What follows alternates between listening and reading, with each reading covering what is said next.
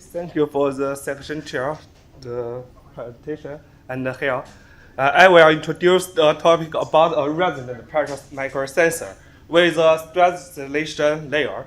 I'm Yulan from Institute of Chinese Academy of Science and University of Chinese Academy of Science.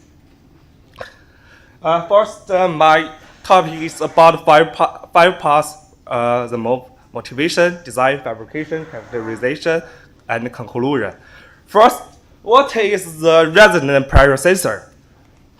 So we can see the resonant pressure sensor is combined of a pressure sensitive diaphragm and a resonator which fixed bonded to the diaphragm.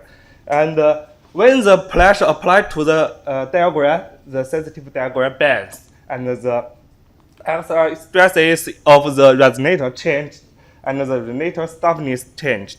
So the intrinsic resonant frequency changed.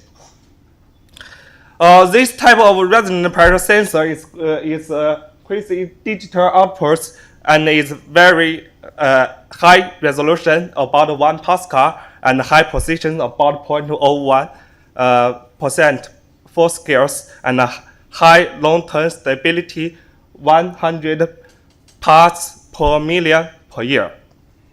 And this type of resonant pressure sensor widely used in the military elevations and to measure the flying height and speed, and the industrial control to measure the pressure. And the third in the meteorological for the weather forecasting. So this kind of pressure sensors suffered with the mismatch of coefficient of the thermal excipients among the sensitives and the packaged materials, and the elastic lag among the sensitives and the packaged materials. And so we can see that the thermal stress distribute in the sensors and reduce the accuracy of temperature compensation and increase the hysteresis errors. To solve this problem, some people proposed some methods. Look like the first one, the authors proposed a intermediate layer to isolate the stress, and how is fabricated the isolation layer in the SOI wafer in the handle layer. And third, we proposed the method to isolate the stress before. Although this method can function well, but the first one is achieved by wafer water level, and the bonding strength is hard to achieve. And those two was packaged by one, and it's not good well. And in this paper, I proposed a sensor which combined of glass cap, SOI wafer, and stress isolation layer. In the glass cap, there are 8 through glass wheels and a vibration cavity. And in the SOI wafer, there are 2 resonators we call central beam and the side beam. And in the handle layer of the SOI wafer, there is a pressure sensitive diaphragm. And for the stress isolation layer, there are 3 areas: for bonding area, stress isolation area, and fixed area.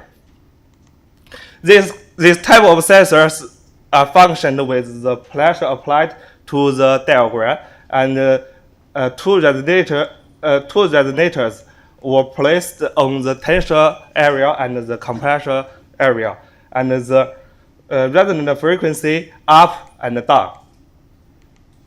So there is the FEA simulations.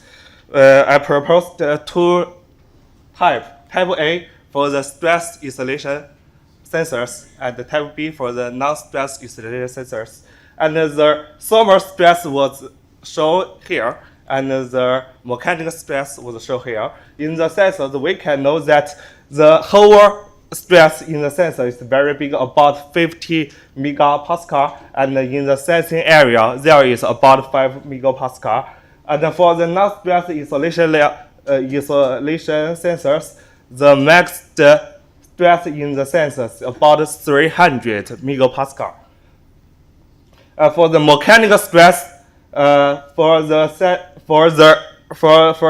stress isolation sensors, is more small than the non-stress isolation sensors. Here is the fabrication process. We start from a SOI wafer and 2N bonding process. And this is the results. Here is the resonant response of the sensors. First, sensor 1 and sensor 2 are the stress isolation sensors, and 3, 4 are the non-stress isolation sensors. We can know that the pressure sensitive and the linearity are same.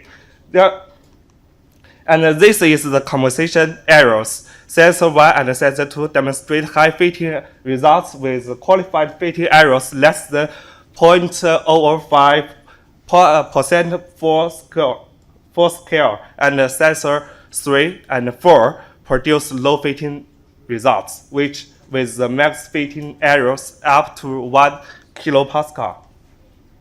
And we calculate the hysteresis errors for temperature hysteresis error and pressure hysteresis errors. And we can know that the sensors with stress isolation layer have 10 times lower temperature hysteresis errors than those of the non-stress sensors. And sensors with stress isolation layer have about 14 times lower pressure hysteresis errors than those of the non-stress isolation sensors.